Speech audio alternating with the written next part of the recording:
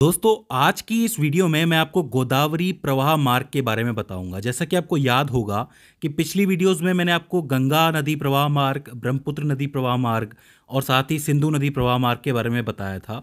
अब आज की इस वीडियो से मैं प्रायद्वीपीय नदियों को शुरू करने वाला हूं और प्रायद्वीपीय नदियों में सबसे महत्वपूर्ण नदी जो है वो गोदावरी नदी ही है, क्योंकि इसको दक्षिण भारत की गंगा के नाम से भी जाना जाता है। अब इसके बारे में मैं आपको सब कुछ बताऊंगा कि ये कहाँ से शुरू होती है और कहाँ तक जाती है। ये सारी चीज़ें आपको एग्जाम्स में बहुत ज़्यादा काम आएंगी। तो हम ज़्यादा टाइम ना लेते हुए शुरू करते हैं। तो देखिए, गोदावरी नदी जो है वो भारत में गंगा नदी के बाद भारत की दूसरी सबसे बड़ी नदी है और दक्षिण भारत की सबसे बड़ी नदी है, क्योंकि इसकी लंबाई तकरीबन 1465 किलोमीटर है।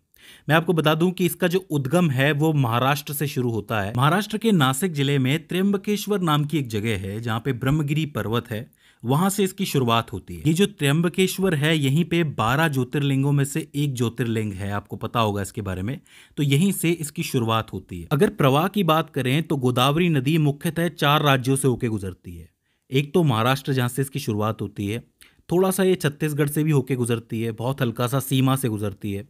फिर ये तेलंगाना जाती है, आंध्र प्रदेश जाती है और आंध्र प्रदेश से ये बंगाल की खाड़ी में जाती है। इस नदी के तट पर बहुत से महत्वपूर्ण शहर बसे हुए हैं, जैसे कि नासिक, नागपुर, औरंगाबाद, नांदेड़, बालघाट और राजमुंद्री। तो अपने आप में एक बहुत ही ज़रूरी नदी हो जाती है। इसके अलावा मैं आपको बता दूं कि ये जो पूरा दक्षिण भारत का एरिया है उसमें ज़्यादातर जो पानी है वो इसी की तरफ बहना शुरू करता है, क्योंकि आपको पता होगा कि ये जो एरिया है वो थोड़ा सा इस पूर्वी घाट की तरफ झुका हुआ है। तो ज़्यादातर पानी जो है वो पूर्वी घाट की तरफ ही जाता है। तो इसी वजह से कई सारी नदियां जो है गोदावरी की तरफ आती हैं और गोदावरी में आके मिलती हैं। तो कौन कौन सी हैं गोदावरी नदी की सहायक नदियां और कहाँ कहाँ मिलती हैं, ये हम समझने की कोशिश करते हैं।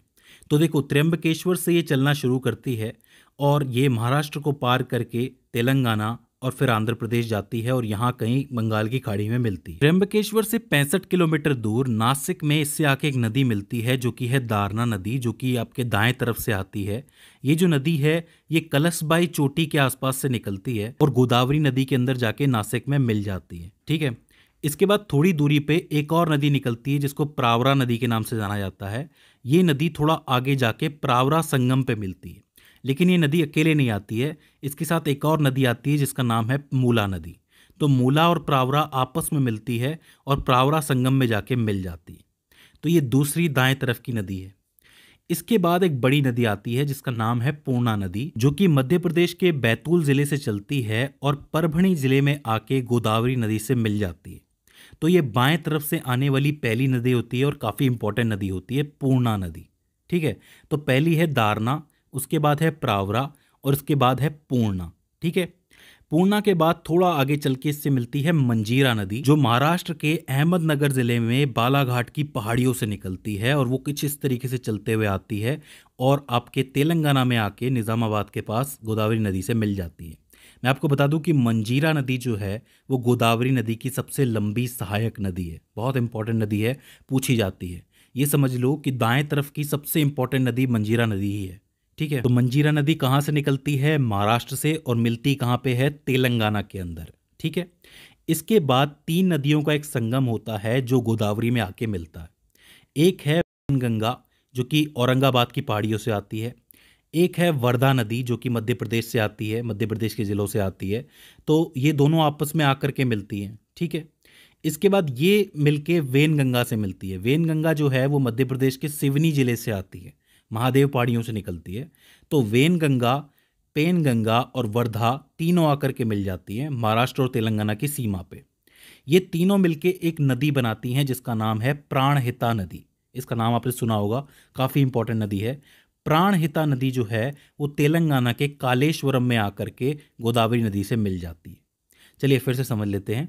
पहले पेनगंगा निकलती है और फिर वर्धा निकलती है, दोनों आपस में मिल जाती हैं। फिर ये आगे चल के वेनगंगा से मिलती हैं और प्राणहिता नदी बनाती हैं। ये प्राणहिता नदी जो है वो तेलंगाना के कालेश्वरम में जाके गोदावरी से मिल जाती है। तो एक काफ़ी इंपॉर्टेंट 3 नदियों का संगम है जो मिलता है गोदावरी से। तो इस चीज़ को आपको याद रखना है।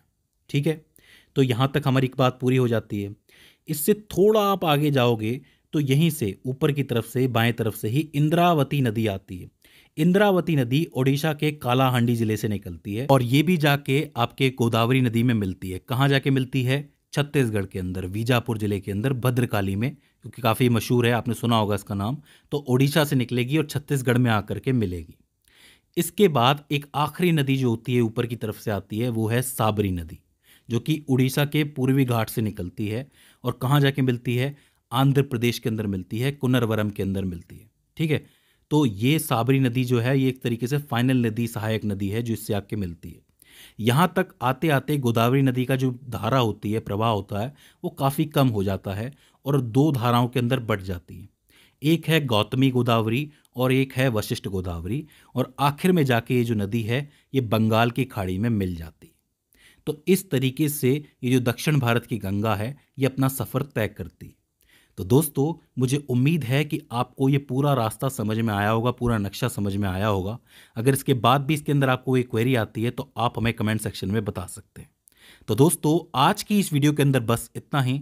सी you in the next one.